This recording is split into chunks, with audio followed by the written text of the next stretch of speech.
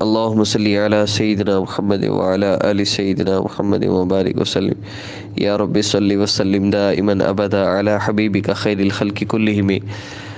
فرما رہی ہیں کہ بچہ پڑھتا نہیں ہے، اور پڑھتا ہے تو جو پڑھتا ہے وہ بھول جاتا ہے، تو اس کے لیے میں عمل عرض کر دیتا ہوں۔ انشاءاللہ اس عمل کی اگر آپ خود کر لیں، بچہ کر سکتا ہے بچہ کر لے، آپ خود کر سکتے ہیں خود کر لیں، انشاءاللہ اس عمل کی برکت سے جو پڑھے گا وہ یاد بھی رہے گا، اور انشاءاللہ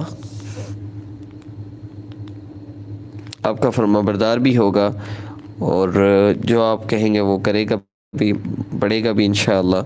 پڑھائی کے حوالے سے، ذہن تیز کرنے کے حوالے سے بچے کا، اور بچے کو فرما بردار بنانے کے حوالے سے انشاءاللہ ہمارا آج کا عمل ہے، اس سے آپ کو بہت فائدہ ہوگا۔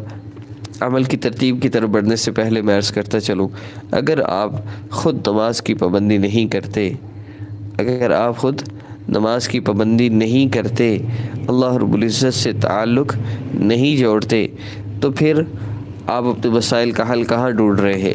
پھر آپ بے شک وظیفے نہ کریں۔ سب سے پہلی چیز میں وظیفہ بتا رہا ہوں، چند باتیں ہیں، نوٹ کر لیجئے گا۔ سب سے پہلا کام جو آپ نے کرنا ہے وہ کیا ہے؟ وہ پہلا کام ہے نماز کی پابندی، نماز کا اہتمام۔ وہ اہتمام کیا ہے؟ اذان ہو اور آپ دنیا کا ہر کام چھوڑ دیں، اذان ہو اور دنیا کا آپ ہر کام چھوڑ دیں، اور اللہ رب العزت سے، اللہ رب العزت کی طرف متوجہ ہو جائے، نماز کے لیے اٹھ جائیں۔ جب آپ کا بچہ دیکھے گا اب اذان سنتے ہی اٹھ گئے نماز کے لیے، آپ اللہ رب العزت کی فرمان برداری میں آگے بڑھے، اب بچہ کو اللہ رب العزت آپ کا فرمان بردار بنا دیں گے، اللہ پاک اس کے دل میں آپ کی محبت اور رعب پیدا فرما دیں گے۔ اب یہ ہوتا ہے اذان ہو گئی، کوئی 2 بجے اٹھ رہا ہے، کوئی 2:30 بجے اٹھ رہا ہے، کوئی 3 بجے اٹھ رہا ہے، تو یہ اس سے مسئلے حل نہیں ہوتے۔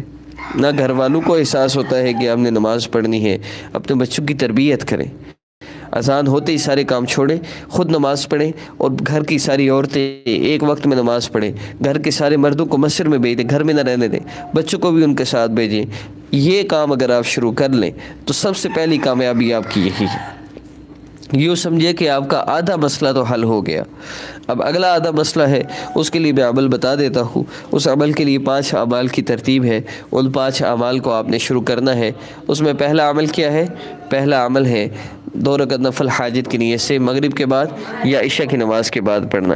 2 رکعت نفل آپ نے حاجت کی نیت سے پڑھ لیے، اب اس کے بعد آپ نے سورہ فاتحہ پڑھنی ہے، اللہ رب العزت کی عظمت اور بڑائی بیان کرنی ہے سورہ فاتحہ کے ذریعے۔ اس کو ذہن میں رکھتے ہوئے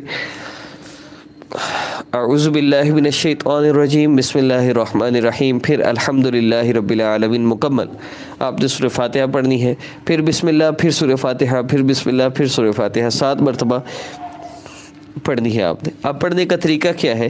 اگر تو بچہ چھوٹا ہے، وہ سویا ہو تو اس کے ماتھے پہ ہاتھ رکھ کے آپ نے 7 مرتبہ پڑھنی۔ بڑا ہے،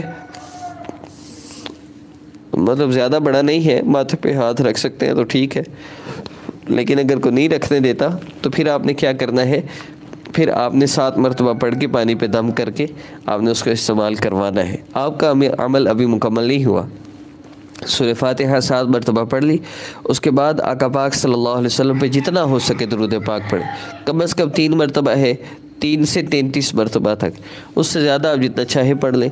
اور اس کے بعد آخری عمل ہے وہ ہے دعا۔ اللہ رب العزت سے دعا کرنی ہے آپ نے کہ اللہ آپ کے سوا تو کوئی نہیں کر سکتا، نہ میرا مسئلہ کوئی حل کر سکتا ہے، نہ میری پریشانی کو کوئی دور کر سکتا ہے، نہ میری تکلیفوں کو ختم کر سکتا ہے، اللہ آپ ہی میرا مسئلہ حل فرما سکتے ہیں، اللہ میرا مسئلہ حل فرما دیجئے، میری پریشانی کو دور فرما دیجئے، اپنی رحمت سے میرے بیٹے کی زندگی بدل دیجئے، اس کا ذہن تیز فرما دیجئے، اللہ اس کا سبق یاد نہیں ہوتا، اس کے ذہن کو اتنا طاقتور بنا دیجئے کہ وہ جو پڑھے وہ یاد ہو جائے، اس کا سبق بھول جاتا ہے، اللہ اس کا ذہن تیز فرما دیجئے۔ اللہ پاک سے آپ نے دعائیں کرنی ہے، کم از کم 2 سے 5 منٹ اپنے بیٹے کے لیے دعا کرے، جو بھی آپ کو اس سے مسئلہ ہے، جو بھی پریشانی، اور اس کے بعد آخر میں آپ نے 3 مرتبہ درود پاک لازمی پڑھ دینا ہے۔ انشاءاللہ اس عمل کی برکت سے آپ کا بیٹا آپ کا فرما بردار بھی ہوگا، پڑھائی میں بھی انشاءاللہ اس کا آئی کیو لیول انکریز ہوگا، جو سبق پڑھے گا یاد ہوگا، پڑھا ہوا بھولے گا نہیں انشاءاللہ۔ لیکن نماز والی پابندی اور قرآن پاک کی تلاوت، یہ 2 چیزیں لازمی شروع کیجئے۔ اللہ آپ سب کا حامی و ناصر۔